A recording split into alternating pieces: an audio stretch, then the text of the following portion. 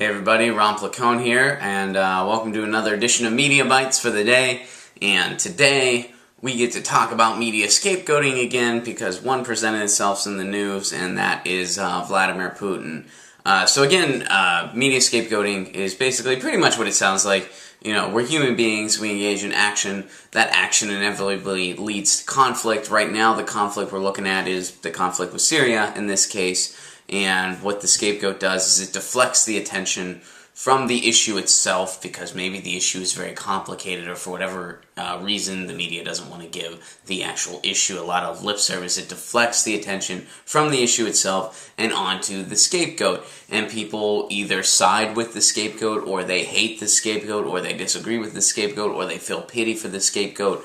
You get the idea. And that's basically what a scapegoat is. So I'm just pointing out that the scapegoat is not necessarily synonymous with victim. It's just more, at least in the sense that we're talking about it, it's just more of a media tactic that we're talking about here. So Vladimir Putin is in fact a media scapegoat, you know, because in his op-ed in the New York Times, he mentioned that Americans aren't exceptional. And that's actually not, we're going to read more about specifically what he said from his piece and dissect it a bit, but that phrase was kind of taken, and CNN said, you know, he's telling Americans we're not exceptional, and oh, he really riled us up, and oh, this is something to get angry about. All of a sudden, the actual issue itself, which there had been more discussion surrounding Syria. We were finally starting to hear different viewpoints. People were saying, well, gee, you know, and it is a very complicated issue. It's like, well,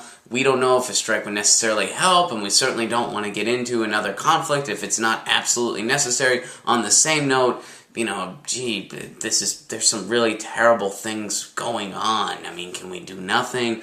Well, what can we do that's maybe a peaceful resolution? It's a very complicated issue, obviously, and, you know, I'm sure a lot of you have been following it, so, you know, you have your own perspectives and so forth, but, so they harped on this piece. All of a sudden, the attention is off the issue and onto Vladimir Putin. Oh, wait a second, Vladimir Putin over in Russia said that we're not exceptional. Well, that's not okay. What does he mean by that?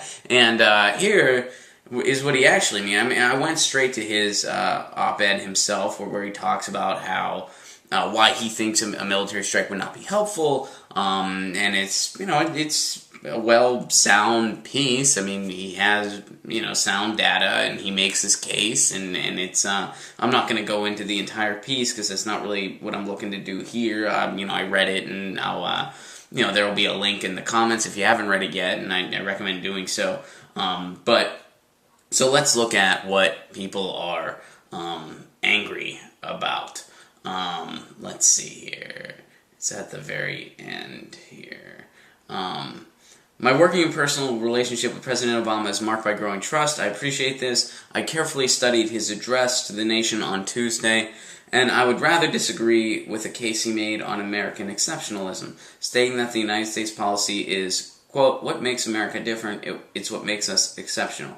It is extremely dangerous to encourage people to see themselves as exceptional, whatever the motivation. There are big countries and small countries, rich and poor, those with long democratic tradition and those still finding their way to democracy. Their policies differ too. We are all different, but when we ask for the Lord's blessing, we must not forget that God created us equal.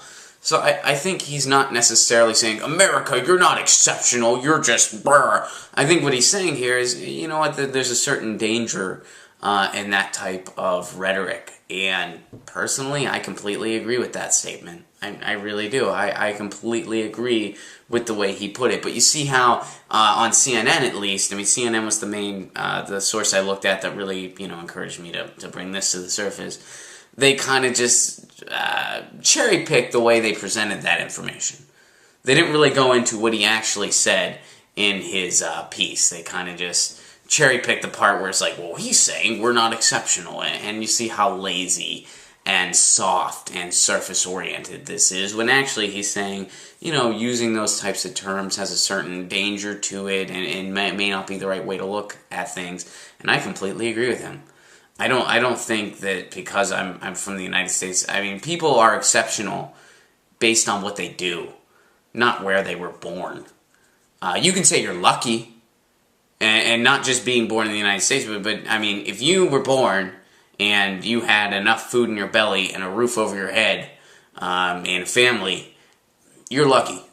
You know, and a lot of times that people are born into complete poverty. People are born and neglected. People are abused. People, you get the idea. Whether you're born in the United States or somewhere else, and if the country has enough resources that you can live sustainably, you're lucky. Yeah, you're lucky.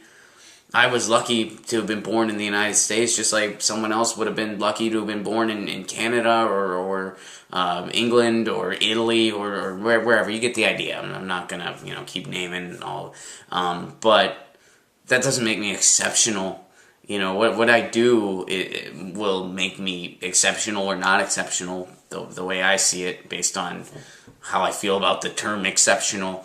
So I think that's right on what he said. But you see how that was sort of taken out of context by the American corporate media to kind of create a scapegoat. Ooh, look what Putin said about us. Putin's putting us down. Well, not really. Actually, if you read his op-ed, it's actually pretty well written. Makes a good case on why we shouldn't have military intervention in Syria, and is an important part of the discussion. And it's too bad that the corporate media in the United States isn't seeing it as such, but instead is taking an opportunity to create yet another media scapegoat here. It's all about sensationalism and ratings, and just kind of, propagating the media cycle, and that's too bad. So you've been listening to Media Bites, and that's our media scapegoat for the day, and this is Ron Placone signing out.